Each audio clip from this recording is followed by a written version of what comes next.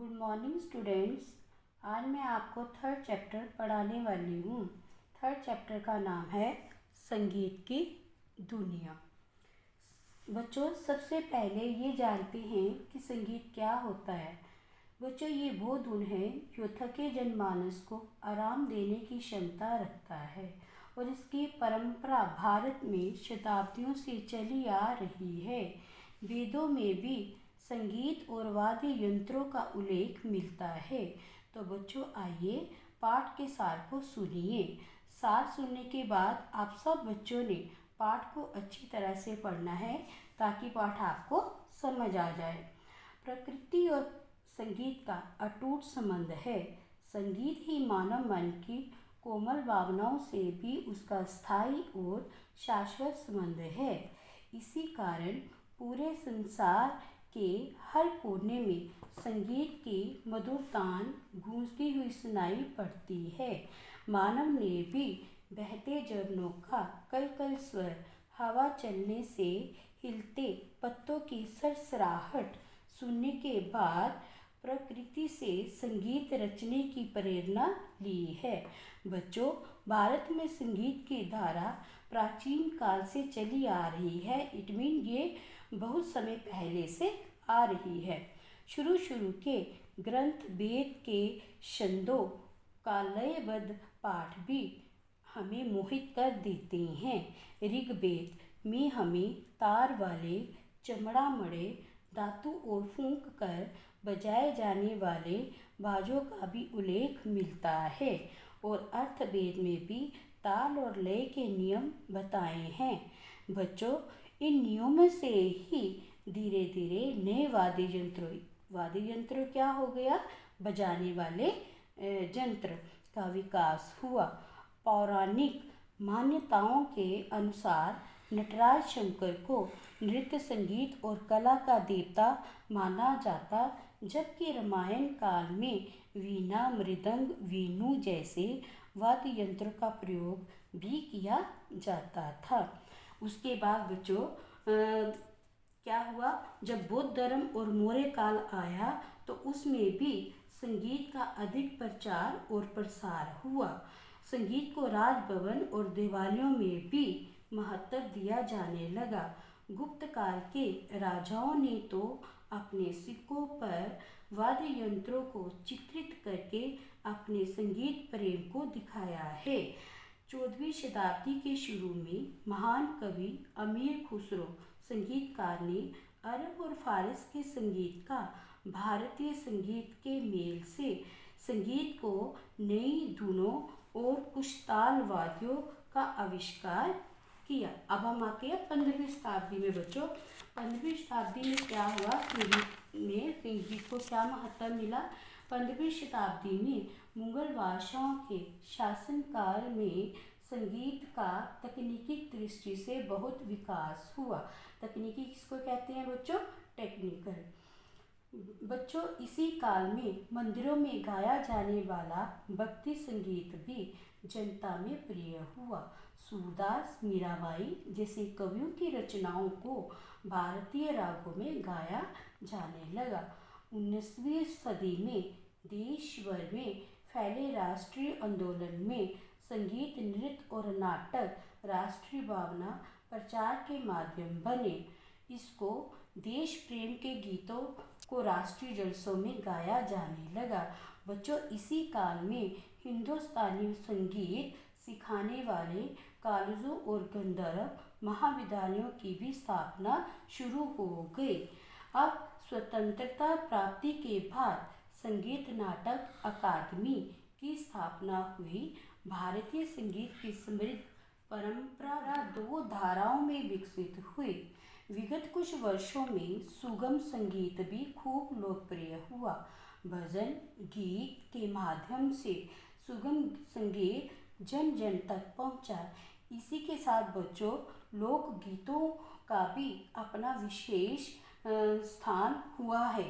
ये लोकगीत क्या होते हैं बच्चों, जो हम अपने स्टेट लेवल पे गाते हैं। जैसे मैं आपको एग्जांपल देती हूँ कि लोहड़ी होती है, हमारे यहाँ पंजाब में लोहड़ी होती है तो लोरी से संबंधित जो हम गाना गाते हैं वो वास्तव में लोकगीत कहलाता है।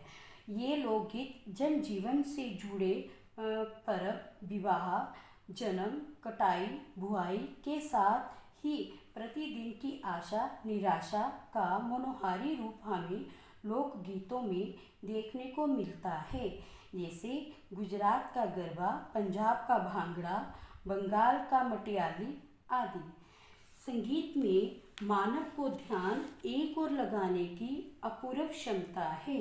ये हमारे वैज्ञानिक सिद्ध कर चुके हैं कि संगीत के प्रभाव से पशु पक्षियों का व्यवहार का मतलब बर्ताव बदल जाता है। अनुकूल संगीत के वातावरण में पेड़ पौधों का अच्छा विकास होता है और वे फसलें भी अच्छी देते हैं। इसका कारण ये है कि प्रकृति द्वारा दिए गए प्रत्येक तत्व नैसर्गिक का मतलब बच्चों प्राकृतिक रूप से संगीत से जुड़ा हुआ है। बच्चों फिर कहती हूँ, आप सबने पाठ जरूर पढ़ना है ताकि आपको सार समझ आ जाए। बच्चों हम आप शब्दार्थ करते हैं। सबसे पहले बच्चों ये शब्दार्थ जब आप बुक रीडिंग करोगे तो बुक के अंदर भी हैं, आप इसको अच्छी तरह समझोगे तभी आपको लेसन जो है वो समझ आएगा। चलो मैं बोलती हूँ, आप ध्यान देते जाओ। वंशी बांसुरी, नीरवता, अधिक शांति, शुद्ध बुद्ध, होश, अटूट, ना टूटने वाला, स्थायी, सदा रहने वाला, नाता, संबंध, प्रवाहित, बहना, नाद, आवाज़न, स्वर, आदि, शुरू के, ऋचा, वेद के छंद, मंत्रमुग्ध, मोहित या वश में करने वाला, उल्लेख, जिक्र, वाद्य यंत्र, बजाए जाने वाले बाजे, पौराणिक, पुराणों की मान्यताएं एवं विचारधाराएं, जन सामान्य, साधारण नागरिक, क्रियाकलाप, किए जाने वाले कार्य, पनपने, विकसित होने, पर्याप्त, बहुत, मर्मज्ञ, रहस्य को जानने वाले, प्रचार, जानकारी देना, प्रसार, फैलाना, आगमन, आना, ताल वाद्य, चमड़े से मड़े वाद्य, योगदान, सहयोग, अथक, बिना थके, लोकप्रिय, जनता में प्रिय, जलसा, समारोह, समृद्ध, धनवान, विशिष्ट, विशेष या खास, एकाग्रचित, ध्यान एक ओर लगाना, प्रदत्त, दिए गए, नैसर्गिक, प्राकृतिक। इसी के साथ मुहावरे में आते हैं। तो सबसे पहले बच्चों मुहावरे सबसे पहले बच्चों इधर आते हैं। मुहावरा क्या होता है? बच्चों मुहावरा वो होता है जो अपना सामान्य अर्थ, सामान्य का मतलब सही अर्थ ना बताकर कोई और अर्थ बताए। जैसे पसीना बहाना, मेहनत करनी, तो जी अपना सही अर्थ ना बताकर क्या बता रहा है, कोई और अर्थ बता रहा है। अब हम आते हैं मुहावरे पे। बीड़ा उठाना, किसी काम को करने का ठान लेना। प्राण फूंकना, जीवन दान देना। बच्चों वैसे तो सेंटेंस आप खुद भी लिख सकते हो, जो नहीं लिख सकते इन दोनों का एक ही सेंटेंस यहाँ पे दिया हुआ है पेज नंबर 20 पे। संगीत आचार्यों ने शास्त्रीय संगीत में प्राण फूंकने का बीड़ा उठाया। क्लियर हो गया बच्चों सबको? बच्चों अब हम आ जाते हैं लिखित भाग पे। ठीक है, इसमें लघु उत्तरीय प्रश्न। पहला प्रश्न क्या है हमारा, ऋग्वेद में किस प्रकार के बाजों का उल्लेख मिलता है? ये मैंने अपने सार में भी बच्चों आपको बताया। किसमें? ऋग्वेद में तार वाले, चमड़ा मड़े, धातु के और फूंक कर बजाए जाने वाले बाजों का उल्लेख मिलता है। क्लियर हो गया बच्चों? नंबर दूसरे पे, मुगल बादशाहों के शासनकाल में संगीत का किस रूप में विकास हुआ? किस रूप में बच्चों? ये आ गया, मुगल बादशाहों के शासनकाल में संगीत का तकनीकी दृष्टि रूप में विकास हुआ। थर्ड नंबर, भारतीय संगीतज्ञों ने विदेशों में प्रदर्शन करना कब आरंभ किया? तो बच्चों, स्वतंत्रता प्राप्ति के पश्चात भारतीय संगीतज्ञों ने विदेशों में प्रदर्शन करना आरंभ किया। फोर्थ वन, भारतीय संगीत की दोनों पद्धतियों में क्या समानता है? क्या समानता है? इसमें 7 स्वर और 22 सूक्ष्म नाद माने गए हैं। उसके बाद दीर्घ उत्तरीय प्रश्न नंबर 1 क्या है हमारा? प्रकृति के किन किन रूपों से संगीत सुनाई पड़ता है? तो उत्तर क्या है? बहते झरनों का कलकल नाद, हवा चलने से हिलते पत्तों की सरसराहट रूपों से संगीत सुनाई पड़ता है। नंबर 2, गुप्त काल के राजाओं ने अपने संगीत प्रेम को कैसे दिखाया है? उत्तर, गुप्त काल के राजाओं ने तो अपने सिक्कों पर वाद्य यंत्रों को चित्रित करके अपने संगीत प्रेम को दिखाया है। नंबर 3, राष्ट्रीय आंदोलन में संगीत ने क्या भूमिका अदा की? देश भर में फैले राष्ट्रीय आंदोलन में संगीत, नृत्य और नाटक राष्ट्रीय भावना के प्रचार के माध्यम बने। देश प्रेम के गीतों को राष्ट्रीय जलसों में गाया जाने लगा। 1916 में बड़ौदा में पहला संगीत सम्मेलन हुआ। हिंदुस्तानी संगीत सिखाने वाले कॉलेजों और महाविद्यालयों की स्थापना होनी शुरू हो गई। फोर्थ क्वेश्चन, लोकगीत कब और कहाँ गाए जाते हैं? जनजीवन से जुड़े पर्व, उत्सव, विवाह, जन्म, कटाई, बुआई के साथ ही प्रतिदिन की आशा निराशा का मनोहारी रूप हमें लोकगीतों में देखने को मिलता है। गुजरात का गरबा, बंगाल का मटियाली, बिहार का बिरहा आदि सभी लोकगीतों के माध्यम से जन जन तक पहुँचे हैं। अब हमारा 5th प्रश्न, विज्ञान संगीत की महत्ता को क्यों स्वीकार कर रहा है? क्योंकि संगीत के प्रभाव से पशु पक्षियों का व्यवहार बदल जाता है। अनुकूल संगीत के वातावरण में पेड़ पौधों का अच्छा विकास होता है। इसका कारण ये है कि प्रकृति द्वारा दिए गए प्रत्येक तत्व प्राकृतिक रूप से संगीत से जुड़ा है। बच्चों, अब हम आते हैं भाषा ज्ञान पे। भाषा ज्ञान का हमारा पहला प्रश्न है, निम्नलिखित समास विग्रह के लिए समस्त पद लिखिए। पहले बच्चों, समस्त पद और समास विग्रह को जानने के लिए आते हैं पेज नंबर 23 पे। 2 या 2 से अधिक परस्परता आपसी संबंधित शब्दों को मिलाकर एक शब्द बनाना समास कहलाता है। समास से बना शब्द समस्त पद कहलाता है और समस्त पद के शब्दों को फिर से अलग करके लिखने को समास विग्रह कहते हैं। अब बच्चों फिर भाषा ज्ञान पे आ जाइए। अब समस्त पद और समास विग्रह, ये जो दिए गए हैं ये समास विग्रह हैं और ये समस्त पद हैं। अब समस्त पद में हमने क्या करना है, इन दोनों पदों को जोड़ना है। जैसे राजा की सभा, की का लोप हो जाएगा तो क्या बना, राय सभा। राग और का लुप्त हो जाएगा, और का लोप हो जाएगा तो राग रागनिया। बीच में क्या आ जाएगा, ये संयोजक चिन्ह आ जाएगा। ठीक है। संगीत के आचार्य के लोप हो जाएगा, बना संगीत। आ का क्या लग गई, मात्रा लग गई, आचार्य। लय से बंधा हुआ, लय बंधा नहीं लेंगे बद, ये मैं नीचे लिख रही हूँ, यहाँ पे थोड़ा डटी आ रहा है, नीचे क्लियर आ रहा है। लय ब ध, फिर ध धनुष वाला लयबद्ध। अब बच्चे आते हैं प्रश्न दूसरे पे। 5 ऐसे शब्द लिखिए जिनमें री का प्रयोग हुआ हो।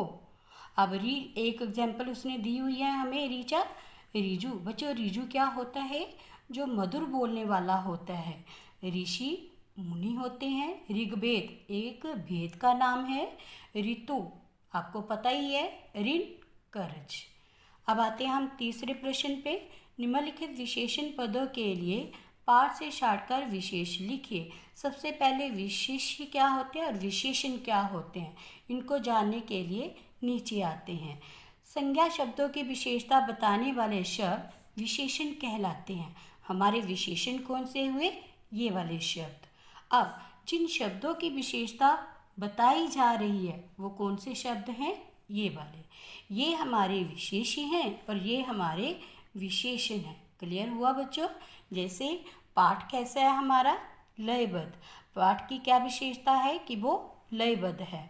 अटूट संबंध, मधुर संगीत, पर्याप्त अवसर, भारतीय संगीत, सांस्कृतिक केंद्र। क्लियर हुआ बच्चों?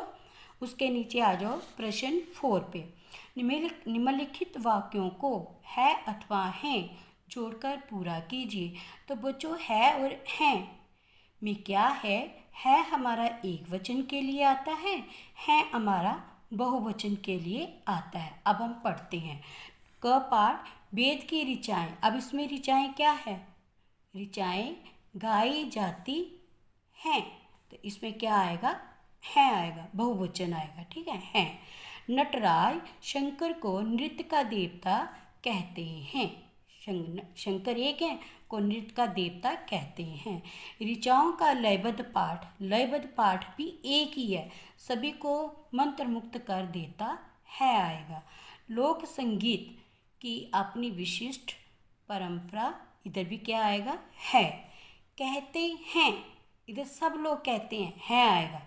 कहते हैं तबला अमीर खुसरो ने बनाया था। 5वां प्रश्न है, सही विकल्प पर सही का निशान लगाइए। क पाठ है राष्ट्रीय शब्द में प्रत्यय है। अब बच्चों प्रत्यय क्या होता है? प्रत्यय होता है जो शब्द के पीछे लगाया जाता है। जैसे मैं आपको दिखा रही हूँ, ये शब्द है राष्ट्र। अब राष्ट्र के पीछे क्या लगा हुआ है? बड़ी ई य। अब हमने देखना है कि चारों विकल्पों में से कौन सा सही है। या, ट्रिय, ईय, ईय। तो हमारा उत्तर क्या है? सही विकल्प क्या है? ईय, बड़ी ई य। ख पाठ नृत्य कला का समास विग्रह है। अब नृत्य कला समस्त पद में दिया गया है और इसका समास विग्रह करना है। वो कौन सा हुआ?